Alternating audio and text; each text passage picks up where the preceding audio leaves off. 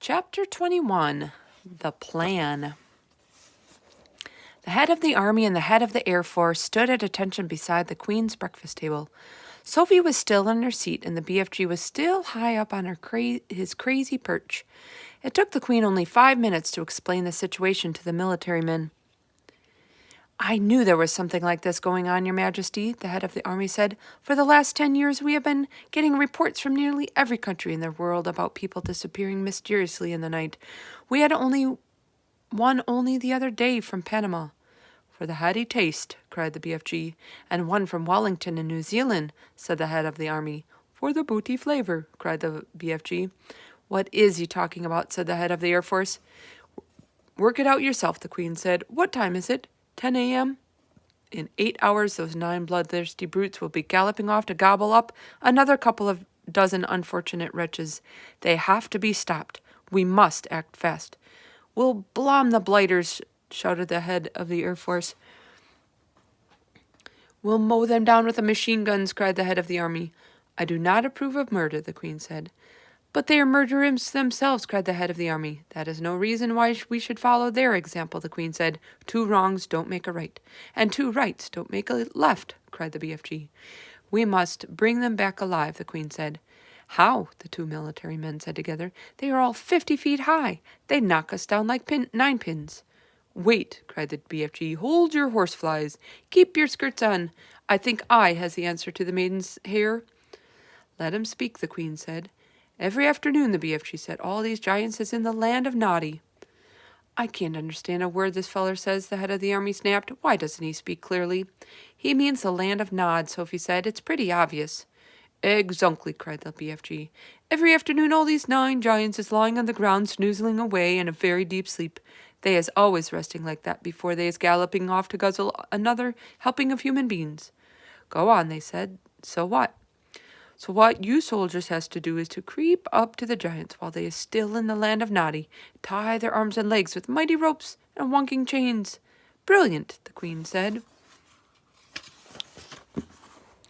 "That's all very well," said the head of the army, "but how do you get the brutes back here? We can't load 50-foot giants to the trucks. Shoot 'em on the spot, that's what I say."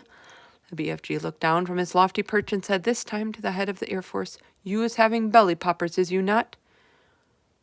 "Is he being rude?" the head of the Air Force said. "He means helicopters," Sophie said to him.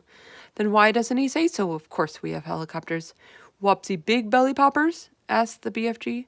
"Very big ones," the head of the Air Force said proudly, "but no helicopter is big enough to get a giant like that inside it." "You do not put him inside," the BFG said. "You sling him underneath the belly of your belly popper and carry him like a torpedo." "Like a what?" said the head of the Air Force. "Like a torpedo," Sophie said. "Could you do that, Air Marshal?" the Queen asked. "Well, I suppose we could," the head of the Air Force admitted grudgingly. "Then get cracking," the Queen said. "You'll need 9 helicopters, 1 for each giant." "Where is this place?" the Air Force man said to the BFG. "I presume you can pinpoint it on the map." "Pinpoint?" said the BFG. "Map? I is never hearing these words before. Is this Air Force bean talking slush bungle?" Air Marshal's face turned the color of a ripe plum. He was not used to being told he was talking slush bungle. The Queen, with her usual admirable tact and good sense, came to the rescue. "BFG," she said, "can you tell us more or less where this giant country is?" "No, Magister," the BFG said, "not on my Nelly." "Then we're jiggered," cried the Army General. "This is ridiculous," cried the Air Marshal. "You must not be giving up so easy," the BFG said calmly. "The first titchy bobstickle you meet and you begin shouting, you is biff squiggled." The Army General was no more used to being insulted than the Air Marshal. His face began to swell with fury and his cheeks blew out, and they looked like 2 huge ripe tomatoes. "Your Majesty," he cried, "we are dealing with a lunatic. I want nothing more to do with this ridiculous operation." The Queen, was used to the tantrums of her senior officials, ignored him completely. "BFG," she said, "would you please tell these rather dim-witted characters exactly what to do?" "A pleasure, Magister," said the BFG. "Now listen to me carefully, you two bogglers." The military men began to twitch, but they stayed put. "I is not having the foggiest idea where giant country is in the world," the BFG said, "but I is always able to gallop there." I is galloping forthwards and backwards from giant country every night to blow my dreams into little children's bedrooms. I is knowing the way very well. So all you have to do is this. Put your 9 big belly hoppers up in the air, and then let them follow me as I is galloping along. How long will this journey take? The Queen asked. If we is leaving now, the BFG said, we will be arriving just as the giants is having their afternoon schnozzle.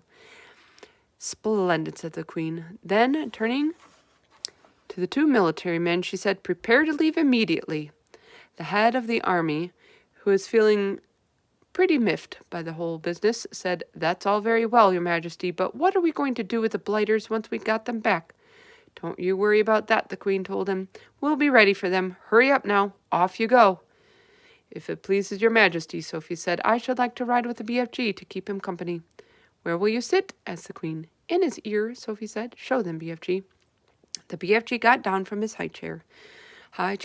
He picked Sophie up in his fingers. He swiveled his huge right ear until it was parallel with the ground. Then he placed Sophie gently inside it.